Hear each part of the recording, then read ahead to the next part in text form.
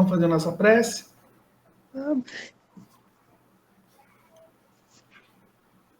Vamos elevar o nosso pensamento ao mais alto e rogar a espiritualidade amiga e benfeitora que ilumine nossos lares, ilumine nossas famílias, que nos dê todo o amparo necessário para enfrentarmos com bastante energia e fé os momentos que estamos passando.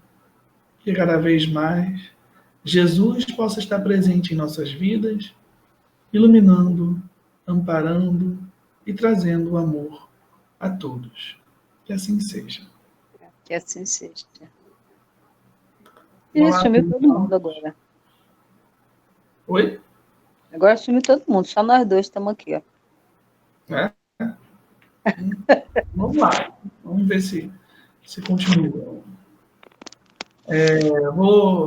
A Dona Socorro chegou aí. Socorro. Boa noite, Dona Socorro. Eu vou aqui compartilhar. Bom, agora nós estamos aqui continuando a questão do Livro dos Espíritos, que é a questão 222, que são as considerações sobre a reencarnação, né? Sobre a pluralidade das existências. E vamos ver se a gente consegue finalizar essa questão hoje, que tem uns 2 meses que a gente está estudando essa questão. A gente vai desencarnar e ainda não acabou a pluralidade das existências. Bom, vamos lá. Essas questões facilmente se multiplicariam ao infinito, porquanto inúmeros são os problemas psicológicos e morais que só na pluralidade das existências encontram solução. Limitamos-nos a formular as de ordem mais geral. Como quer que seja, alegar-se-á, talvez, que a Igreja não admite a doutrina da reencarnação. Logo, ela subverteria a religião. Não temos o intuito de tratar dessa questão neste momento. Basta-nos o havermos demonstrado que aquela doutrina é eminentemente moral e racional. Ora, o que é moral e racional não pode estar em oposição a uma religião que proclama ser Deus, a bondade e a razão por excelência. Que teria sido da religião se, contra a opinião universal e o testemunho da ciência, se houvesse obstinadamente recusado a render-se à evidência e expulsado de seu seio todos os que não acreditassem no movimento do Sol ou nos 6 dias da criação? Que crédito teria merecido e que autoridade teria tido entre povos cultos uma religião fundada em erros manifestos e que os impusesse como artigos de fé? Logo que a evidência se patenteou, a Igreja, prudentemente, se colocou ao lado da evidência. Uma vez provado que certas coisas reais são impossíveis sem a reencarnação e que alguns pontos do dogma religioso não podem ser explicados a não ser por esse meio, cumpre admiti-la e reconhecer que é meramente aparente o antagonismo entre a doutrina da reencarnação e tais pontos. Mais adiante mostraremos que talvez seja muito menor do que se pensa a distância que, da doutrina das vidas sucessivas, separa a religião, e que a esta não faria aquela doutrina maior mal do que lhe fizeram as descobertas do movimento da Terra e dos períodos geológicos, as quais, à primeira vista, pareceram desmentir os textos sagrados. Ademais, o princípio da reencarnação ressalta de muitas passagens das Escrituras, achando-se especialmente formulado de modo explícito no Evangelho. Então, nós temos aqui nesse texto uma breve explanação das razões de o porquê a gente hoje ainda vive numa sociedade, pelo menos hoje no Brasil, né, na sociedade que nós estamos vivendo aqui, né, convivendo, a crença na reencarnação, as religiões, aliás, elas não admitem, as religiões ditas cristãs, né, a maioria, os protestantes, como os católicos, eles ainda não admitem a existência da reencarnação. Mas os cristãos espíritas, né, eles sim admitem, uma vez que essa é uma base da própria doutrina dos espíritos, né, um dos postulados da doutrina espírita. E o que ele coloca nesse texto, que a gente pode estar observando muito bem, é que a crença da reencarnação, né, o dogma da reencarnação, é algo que não abala e não afeta a estrutura dessas mesmas religiões, em momento nenhum. Outros momentos da história da humanidade, como a descoberta do movimento da Terra, os movimentos de translação, de rotação e movimento da Terra em relação ao Sol, a descoberta do universo, do cosmos, né, de todo esse mundo, esse universo que hoje nós sabemos que existe, isso sim abalou, né, profundamente a religião estabelecida, a tal ponto que ela teve que ceder à ciência, uma vez que, se ela não fizesse isso, como ele coloca muito bem claro nas escrituras, ali no texto, se a religião não ceder às evidências científicas, ela está fadada ao fracasso, ela está fadada a desaparecer, porque numa sociedade evoluída, onde os irmãos, né, os seus membros, são pessoas que estudam e compreendem as leis da ciência, não vão querer acreditar numa religião que vai totalmente contra as evidências científicas. E por mais que isso hoje nos pareça lógico, por mais que isso hoje nos pareça evidente, existem hoje irmãos que ainda seguem, né, os conceitos e as crenças religiosas sem considerar as evidências científicas, né? Até o ponto de um irmão religioso de uma determinada religião, por exemplo, o protestante, ele, ao entrar numa universidade, ele acaba não aceitando muito bem a crença da evolução das espécies, ele tem as suas próprias crenças, né, baseadas nas escrituras sagradas. Isso acaba entrando quando a ciência acaba sendo, né, obviamente, se sobressaltando sobre todas essas crendices, certo? Fica até meio complicado, né? Você imagina um protestante fazendo medicina, ele vai ter que estudar o evolucionismo, né? Até mesmo para estudar o corpo humano. E ele vai ficar meio que confuso, né? Se ele começar a se basear somente na Bíblia, ele vai dar ruim para ele. Mas o que você falou sobre as pessoas cederem à ideia da pluralidade da vida, da existência, da reencarnação, eu acho que com esse momento de pandemia, Alessandro, está ficando muito mais fácil. Eu tenho o sofrimento das pessoas que estão perdendo entes queridos e tal, a gente vê que a nossa doutrina é uma doutrina consoladora. Então, você acreditar que as pessoas, que ninguém morreu ontem, por exemplo, eu estava conversando com uma amiga que o filho dela, ela é evangélica, marido pastor, o filho dela desencarnou em janeiro, ela tem tido muitos sonhos com ele, e ela tem engraçadas interpretações que ela está fazendo, interpretações espíritas, ela mesma está tirando. Então, eu conversando com ela, eu acho que a gente tem que dar uma palavra amiga, né, que uma mãe que acha que perdeu o filho, você acaba tendo que fazer um atendimento fraterno com ela. E ela me contou uma história que Gente, veio muito a calhar. Eu falei, tá vendo como Deus é generoso?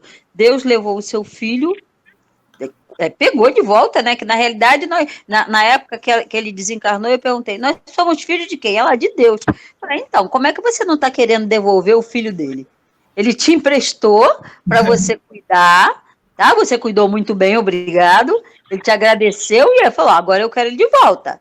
E por que você não vai dar de volta o que é dele? Então, hoje ela já está aceitando isso muito bem, porque ela tem tido uns sonhos, e esses sonhos têm deixado isso tudo muito claro para ela. E se ele não tivesse desencarnado, ele teria feito teria assassinado 2 pessoas num momento sei lá, de loucura e tal, que tinha comprado uma arma por causa de uma traição da mulher e tal. Falei, tá vendo? Eu acho que foi num momento certo, né? Você queria estar chorando pelo seu filho, estar sendo condenado pela morte de 2 pessoas, né? E aí os seus netos não iam querer mais falar com você, nem com ele, nem nada. Então Deus é muito generoso, e aí a pessoa começa a repensar essa situação de que existe vida após a morte, de que existe a reencarnação. E eu tenho a impressão que futuramente, num futuro bem breve, a própria natureza vai se encarregar de forçar as pessoas a acreditarem nisso. Com certeza. É o rumo e o curso, né, das coisas, né? Que a evidência acaba trazendo, né, a crença da reencarnação, até mesmo para aqueles que não têm isso como uma religião estabelecida, né? Porque é reconfortante, né? Se você perde um filho e você bota na sua cabeça que um dia você vai poder tê-lo ao seu lado de novo, sei lá, de alguma forma, nossa, você vai ficar consolado com isso. É muito legal pensar assim, né? Alguém quer falar mais alguma coisa? Podemos seguir ao nosso estudo. Bom, e o próximo parágrafo é o seguinte. Aí ele vai trazer algumas citações do Evangelho, né? Quando desciam da montanha, depois da transfiguração, Jesus lhe fez esta recomendação: não faleis a ninguém do que acabaste de ver, até que o Filho do Homem tenha ressuscitado dentre os mortos. Perguntaram-lhe, então, seus discípulos: por que dizem os escribas ser preciso que primeiro venha Elias? Respondeu-lhe Jesus: é certo que Elias há de vir e que restabelecerá todas as coisas. Mas eu vos declaro que Elias já veio, e eles não o conheceram e o fizeram sofrer como entenderam. Do mesmo modo darão a morte ao Filho do Homem. Compreenderão então seus discípulos que era de João Batista que ele lhes falava. Bom, aí nós temos o exemplo famoso, né, do João Batista, que é um dos grandes pontos que a gente coloca quando a gente fala sobre evidências da reencarnação na própria Bíblia, né, nas Escrituras. A reencarnação ela está não só nesse ponto, como em alguns outros, bem evidente. E nesse caso, Jesus ele fala claramente aos seus discípulos que como estava escrito nas Escrituras no Velho Testamento, né, que o Elias viria de vir antes do Messias, e como ele sendo Jesus o Messias, ele mostrou, olha, o Elias veio na figura do próprio João Batista. O que é isso, senão a própria reencarnação, né? E é um outro ponto também, que a gente acaba passando despercebido nesse ponto das Escrituras, quando ele fala o seguinte, que, é certo que Elias há de vir, mas eu digo que Elias já veio. Então, nessa mensagem, ele não apenas fala que Elias já veio, mas que ele há de vir, ou seja, que ele ainda vai voltar. Isso é muito interessante. E ele fala que é certo que Elias há de vir e que restabelecerá todas as coisas. Então ele já considera uma missão futura do Elias. Ele não está falando apenas do Elias como João Batista. Não está falando apenas do Elias ali como alguém que já veio e que já desencarnou e que já cumpriu a missão dele. Não. Ele, antes de dizer que Elias já veio, ele fala, é certo que Elias há de vir e que restabelecerá todas as coisas, mas eu vos declaro que Elias já veio. É muito... Então há de vir mais de uma vez, né? Não uma vez só, né? E não só diz que ele há de vir, mas que ele deu uma baita de uma missão para o Elias, que é o quê? Restabelecer todas as coisas. E numa vida só ele não conseguiria fazer isso, né? Não, mas certamente teria ele, ou já teve, ou vai ter uma encarnação, né, muito assim, importante em matéria de evolução do planeta. Porque o Elias era então considerado, o próprio Jesus falava isso, Elias, dentre os nascidos de mulher, era o maior. Isso quer dizer o seguinte, que dentre os nascidos de mulher, todo mundo é nascido de mulher, não é isso? Só que Jesus chamava a si mesmo como o filho do homem. E naquela sociedade, o filho do homem só poderia ser um, né? O filho de Deus. Então era meio que um apelido dado ao filho de Deus, era o filho do homem, porque o filho do homem, filho de Deus, não poderia vir de uma mulher. É mais também uma sociedade bem... É uma sociedade masculina, né? Machista mesmo. Então, assim... Como até hoje, né? O Oriente Médio, a gente vê que ainda é assim. A gente entrando no contexto daquela sociedade, e Jesus precisava fazer isso também, isso era um jargão, era uma coisa bem comum, essas palavras, dentre os nascidos de mulher, né, o filho do homem era o Messias, era como era conhecido o Messias, o filho do homem era o filho de Deus, então, assim, só podia ser ele. Mas, ele fala, dentre os nascidos de mulher, Elias era o maior. O que ele quer dizer? Que daqueles espíritos do planeta Terra, Elias era o espírito mais evoluído. Elias era o espírito que tinha condições de fazer um processo evolutivo no planeta, como, de certa forma, deve estar fazendo até hoje, né? Eu fico imaginando uma religião que não acredita em reencarnação, como é que eles explicam essa parte da Bíblia? Que, gente, não tem como você... Deve enrolar muito, né? E aí a pessoa fica confusa e fica por isso mesmo. Porque se você ler direitinho, não tem como negar a reencarnação. Não tem como. E acabam dizendo que é um mistério, né? É um mistério. Ele veio, que vem, que vai vir, que não sei o que. Mistério de Deus. É o mistério de Deus. Não fala disso não, porque isso aí vai pro inferno. Vai pro inferno se meter na situação aí. Oi, Isis. Oi. Quando não tem explicação, aí diz que é mistério de Deus. Quem vai contestar os mistérios de Deus? É a saída, né? A única coisa. Não tem o que falar, é um mistério.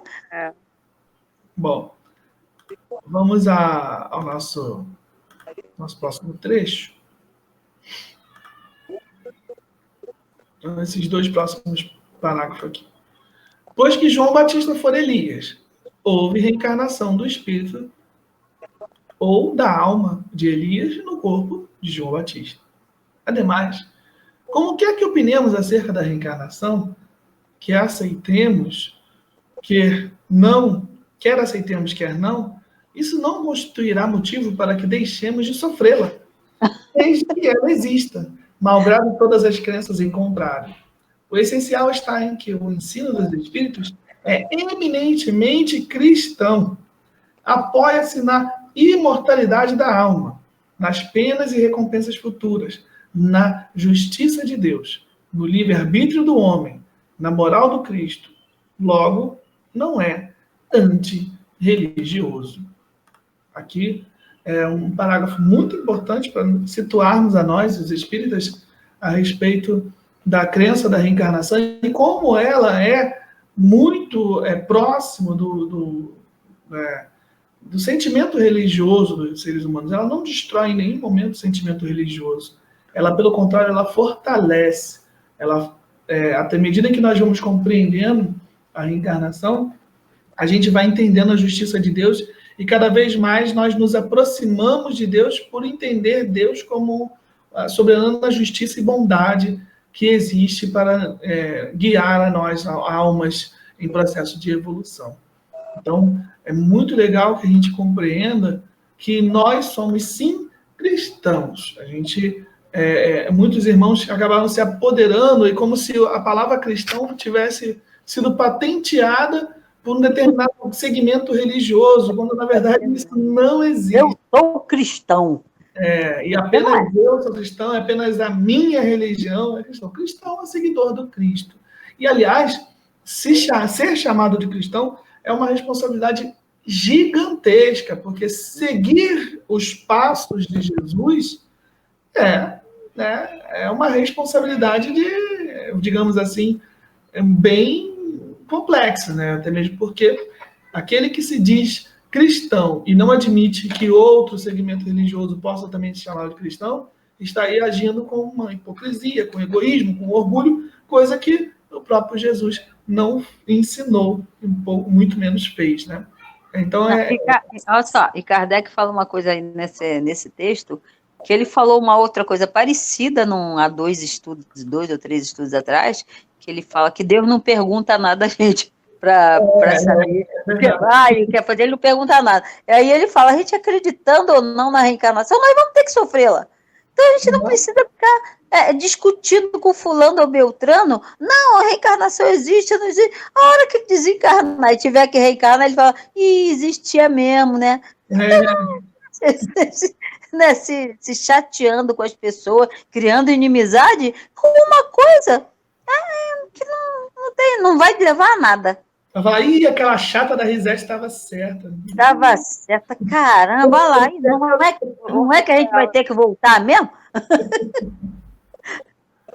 Oi, Isis, quer falar? Não, eu falei, antes tivesse ouvido a Risete, né? Se eu tivesse ouvido, tinha me preparado um pouquinho mais. Lá, mais espertinho, né? Eu sabia como se comportar. Mas você sabe, eu tenho conversado com muitos evangélicos nesse período e eu tenho visto um nível de aceitação assim incrível de certas coisas, cara. Sabe, eu tô ficando até boba. Meu Deus, o que está acontecendo com o mundo que as pessoas estão começando eu acho que é a falta de um pastor fazendo a cabeça deles, né, que a grande maioria não está indo a uma igreja, né? Então está conseguindo raciocinar sozinho. E quando você raciocina sozinha... Ontem eu me surpreendi também, porque a minha manicure, ela é evangélica, né? E aí ela falou assim, menina, essa noite eu cismei que tinha um espírito lá em casa, porque eu estava ouvindo barulho. Aí eu falei, você não é evangélica? Ela, eu sou, mas eu acredito que tem espírito. Eu falei, tá. Eu tenho escutado muito isso, a gente é evangélico, mas essas coisas assim, eu tenho quase certeza que existe. Então, eu acho que é aquilo, se tem alguém fazendo a cabeça deles pessoalmente, é muito difícil da pessoa, você vai para o inferno, você vai... Agora não tem ninguém, já há uns 5 meses não tem ninguém dizendo que eles vão para o inferno, então eu vou acreditar mesmo, não vou para o inferno mesmo, ninguém está vendo eu acreditar. Bom, e muitas vezes a gente é interpelado, né, falando assim, você é cristão? Sou cristão, né? Tentamos, né, pelo menos, né? Aí você fala, mas você é de qual igreja? A primeira coisa que eu de que igreja? Cristão de que igreja?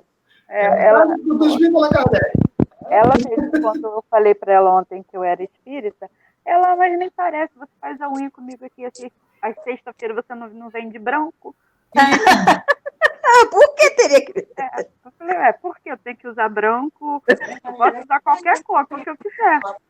Aí ela, mas eu achava que todos vocês usavam branco. Aí eu tive que explicar, né? Então, tem várias religiões que também são chamadas de espíritas, e aí comecei a conversar com ela sobre o espiritismo cristão. E ela ficou assim boba, e eu fiquei boba dela acreditar em espírito também, que tinha espírito lá na casa dela. Bom, vamos lá então no próximo compartilhamento. Esse aplicativo é ruim, não gostei não.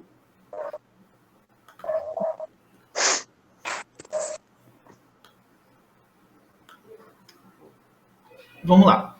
Temos raciocinado, abstraindo, como dissemos, de qualquer ensinamento espírita que, para certas pessoas, carece de autoridade.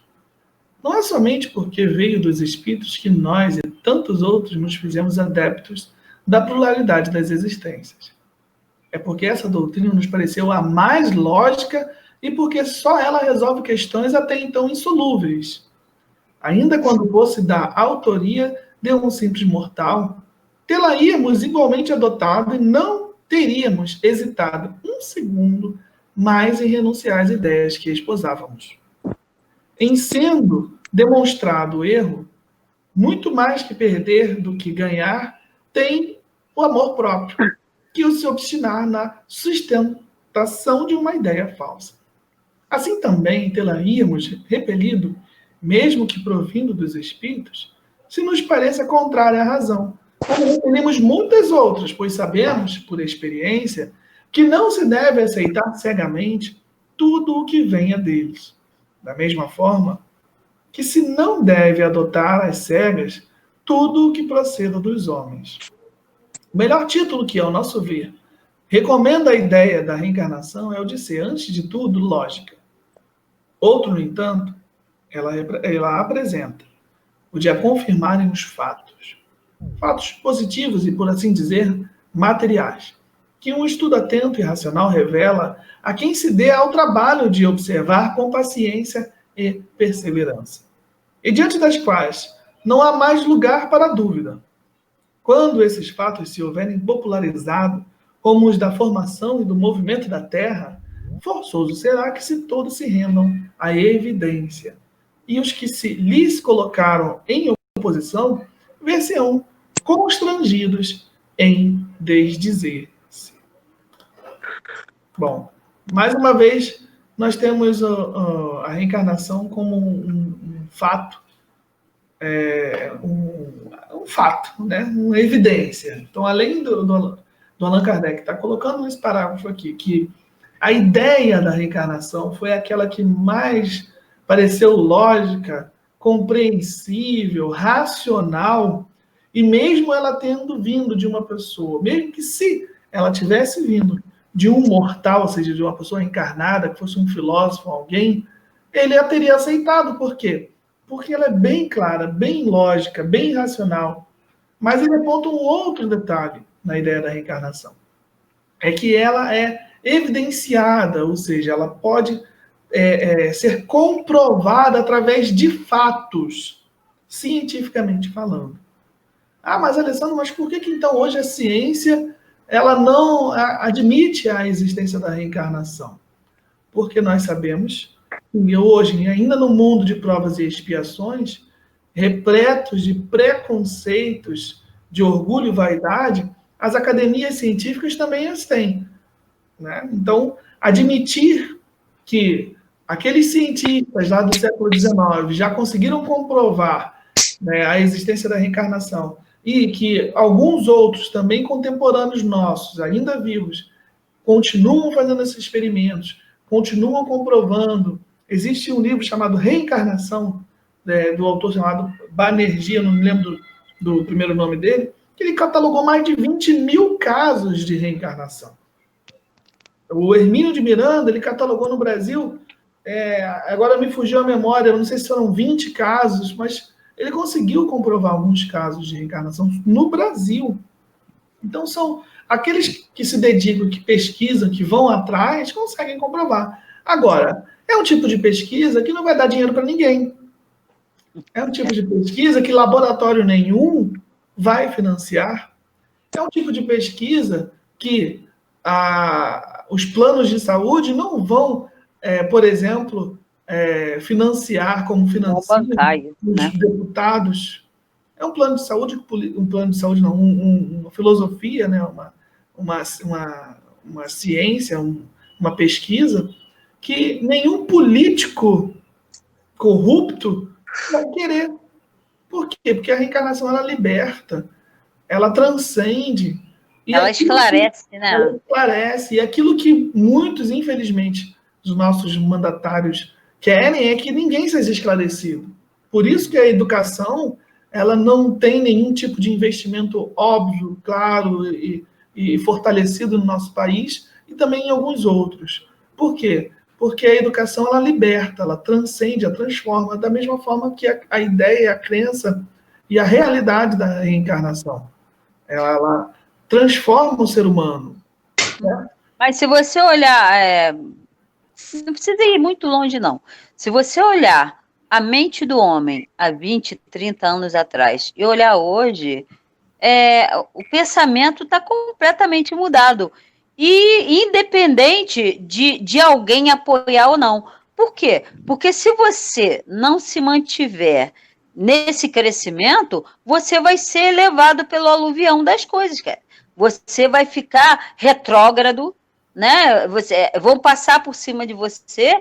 Então, o homem vê a necessidade de acreditar nas coisas, ele mesmo vai começar a raciocinar. Eu acho que esse período que a gente está passando é justamente para isso, para a gente meditar sobre algumas coisas. O período de isolamento é igual o período quando você está internado.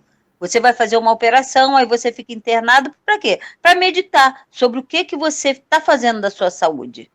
O anti-operatório e o pós-operatório. O que eu fiz da minha saúde e depois o que eu posso fazer com a minha saúde? E esse período que nós estamos em isolamento, que nós estamos tendo mais tempo para refletir, é justamente para isso. O que nós estamos fazendo das nossas vidas? Exatamente. O que nós estamos fazendo do nosso planeta, das nossas famílias? Né? Então, é muito importante isso. Com certeza.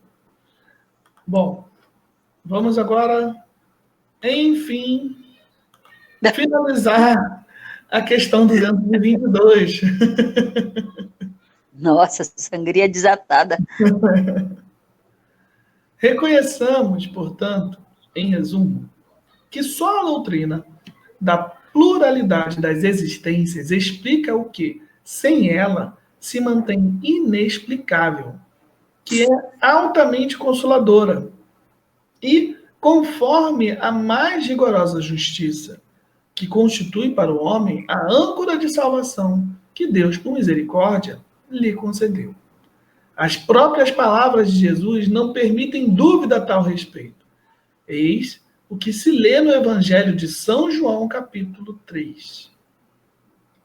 Respondendo a Nicodemos, disse Jesus: em verdade te digo que se um homem não nascer de novo, não poderá ver o reino de Deus. Disse-lhe Nicodemos: como pode um homem nascer já estando velho? Pode tornar ao ventre de sua mãe para nascer segunda vez?